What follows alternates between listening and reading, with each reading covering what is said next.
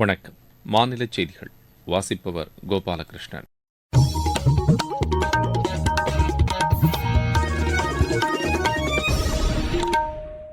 தலைப்புச் செய்திகள். மக்களவைக்கு 4ஆம் கட்டமாக நேற்று நடைபெற்ற தேர்தலில் 67.71% வாக்குகள் பதிவாகியுள்ளன.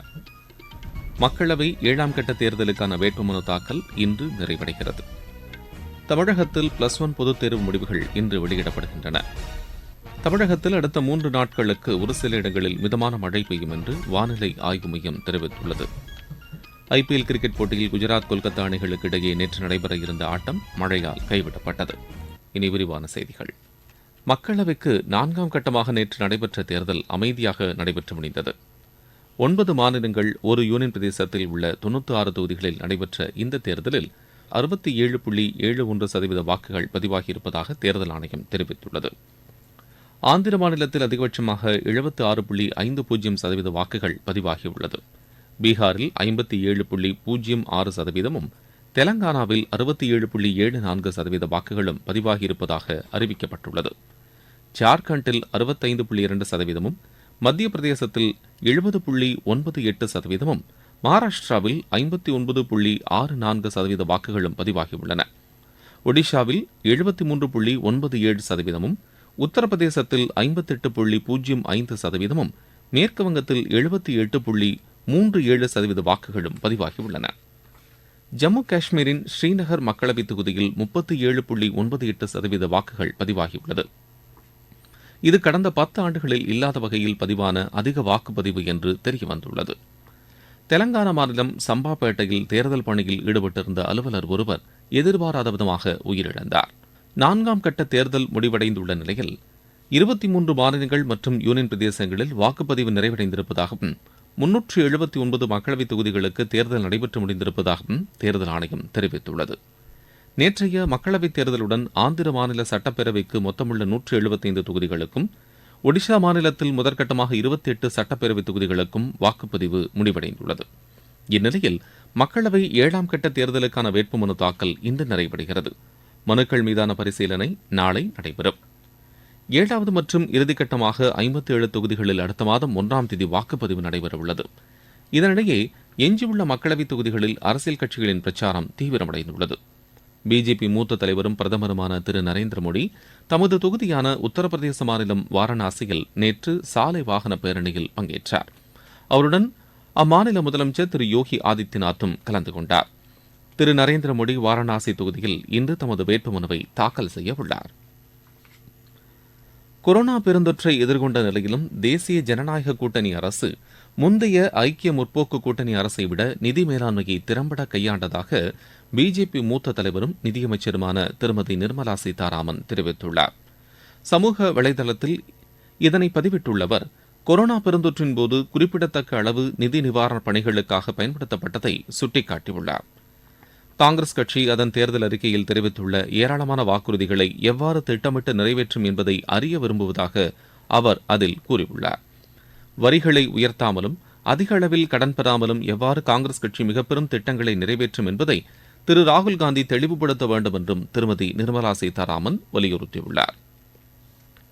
பீகார் முன்னாள் துணை முதலமைச்சரும் பிஜேபி மூத்த தலைவருமான சுஷில்குமார் மோடி புதுதில்லியில் நேற்று காலமானார். அவருக்கு வயது 72.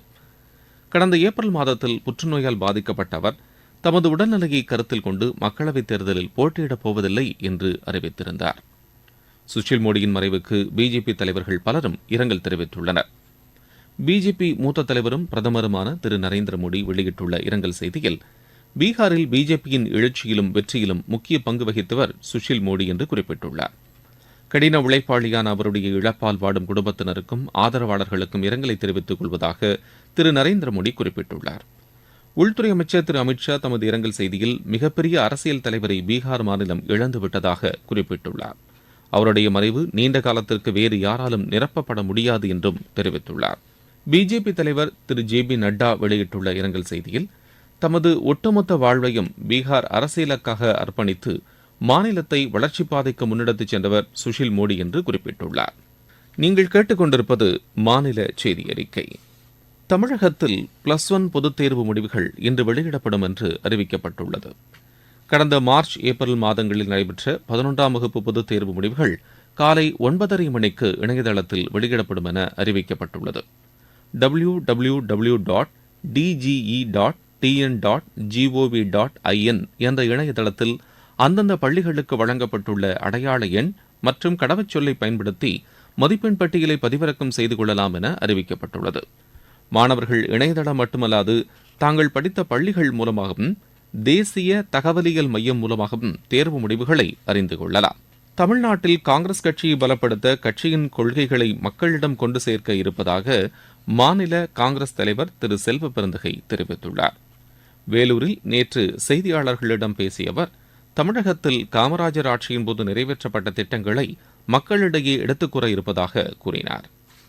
தமிழகத்தில் அடுத்த 3 நாட்களுக்கு ஒரு சில இடங்களில் மிதமான மழை பெய்யும் என்று வானிலை ஆய்வு மையம் தெரிவித்துள்ளது. இன்று தொடங்கி வரும் 16ஆம் தேதி வரை மாநிலத்தின் அநேக இடங்களிலும் புதுச்சேரி மற்றும் காரைக்கால் பகுதிகளிலும் இடி மின்னல் மற்றும் பலத்த காற்றுடன் லேசானது முதல் மிதமான மழை பெய்யக்கூடும் என்று வானிலை ஆய்வு மைய அறிக்கை தெரிவிக்கிறது. சென்னையை பொறுத்தவரை அடுத்த 24 மணி நேரத்திற்கு வானம் ஓரளவு மேகமூட்டத்துடன் காணப்படும். நகரின் ஒரு சில பகுதிகளில் லேசான மழை பெய்ய வாய்ப்புள்ளதாக அந்த மையம் தெரிவித்துள்ளது. அதிகபட்ச வெப்பநிலை 35 முதல் 36 டிகிரி செல்சியஸாகவும் குறைந்தபட்ச வெப்பநிலை 28 முதல் 29 டிகிரி செல்சியஸாகவும் இருக்கும் என்றும் வானிலை ஆய்வு மையம் தெரிவித்துள்ளது. இதனிடையே கரூர் மாவட்டம் ஜெகதாபி, உப்பிடமங்கலம், வெள்ளியணை உள்ளிட்ட பகுதிகளில் நேற்று கோடை மழை பெய்ததால் வெப்பம் தணிந்து குளிர்ச்சியான சூழல் நிலவுகிறது. இதனால் விவசாயிகளும் பொதுமக்களும் மகிழ்ச்சியடைந்துள்ளனர். இதேபோல் திண்டுக்கல் மாவட்டம் ஆத்தூர், சின்னாளப்பட்டி, ரெட்டியார் சத்திரம் ஆகிய பகுதிகளிலும் நேற்று கனமழை பெய்தது. இருவரிச் செய்திகள். இந்தோனேஷியாவின் சுமத்ரா தீவில் ஏற்பட்ட கனமழை, வெள்ளம் மற்றும் குளிர்ந்த லாவா பரவியதால் 41 பேர் உயிரிழந்தனர். யுக்ரைனின் கிழக்கு மற்றும் வடகிழக்கு பகுதிகளில் ரஷ்ய படையினருடன் கடும் சண்டை நீடித்து வருகிறது. கார்கிவ் அருகே ஓவ்சான்ஸ்க் என்ற நகருக்குள் நுழைந்துவிட்டதாக ரஷ்ய ராணுவம் தெரிவித்துள்ளது. மும்பை கட்கோபார் பகுதியில் 100 அடி உயரத்தில் இருந்த விளம்பர பலகை சரிந்து விழுந்ததில் 3 பேர் உயிரிழந்தனர், 59 பேர் காயமடைந்தனர். கன்னியாகுமரி அருள்மிகு பகவதி அம்மன் கோவிலின் வைகாசி திருவிழா கொடியேற்ற கயிற்றை கிறிஸ்தவ மீனவர்கள் வழங்கும் நிகழ்ச்சி நேற்று நடைபெற்றது. சிபிஎஸ்இ 12 மற்றும் 10ஆம் வகுப்பு தேர்வு முடிவுகள் நேற்று வெளியிடப்பட்டன. தேர்ச்சி விகிதத்தில் சென்னை மண்டலம் 3வது இடத்தை பிடித்துள்ளது. திண்டுக்கல் மாவட்டம் பழனியைச் சேர்ந்த மாற்றுத்திறனாளி மாணவி சுமையா பானு தேசிய சட்ட பல்கலைக்கழக நுழைவுத் தேர்வில் வெற்றி பெற்று சாதனை படைத்துள்ளார். ராணிப்பேட்டை மாவட்டத்தில் கடந்த 3 ஆண்டுகளில் கட்டணமில்லா பயணம் மூலம் 4,48,00,000க்கும் மேற்பட்ட மகளிர் பயனடைந்திருப்பதாக அம்மாவட்ட ஆட்சியர் திருமதி வளர்மதி தெரிவித்துள்ளார். சென்னை சிபிஐ கூடுதல் மாவட்ட நீதிபதிகள் உட்பட 41 நீதிபதிகளை பணியிட மாற்றம் செய்து உயர்நீதிமன்ற தலைமை பதிவாளர் திரு ஜோதிராமன் உத்தரவிட்டுள்ளார். விளையாட்டுச் செய்திகள். ஐபிஎல் கிரிக்கெட் போட்டியில் நேற்று குஜராத், கொல்கத்தா அணிகளுக்கு இடையே நடைபெற இருந்த ஆட்டம் மழையால் கைவிடப்பட்டது. அகமதாபாத் மைதானத்தில் இரவு 7:30 மணிக்கு தொடங்குவதாக இருந்த ஆட்டம் தொடர் மழை காரணமாக ஒரு பந்து கூட வீசப்படாமல் கைவிடப்படுவதாக அறிவிக்கப்பட்டது. இதனால் இரு அணிகளுக்கும் தலா ஒரு புள்ளி வழங்கப்பட்டது. புள்ளிப்பட்டியலில் 8வது இடத்தில் உள்ள குஜராத் அணி பிளே ஆஃப் சுற்றுக்கு முன்னேறும் வாய்ப்பை இழந்தது. இன்றைய ஆட்டத்தில் தில்லி அணி லக்னோ அணியை எதிர்கொள்கிறது. தில்லியில் இப்போட்டி இரவு 7:30 மணிக்கு தொடங்குகிறது. எலோர்டா கோப்பை குத்துச்சண்டை போட்டியின் மகளிர் பிரிவு முதல் சுற்று ஆட்டத்தில் இந்தியாவின் நிக்கத் ஜரீன் வெற்றி பெற்று அடுத்த சுற்றுக்கு முன்னேறினார்.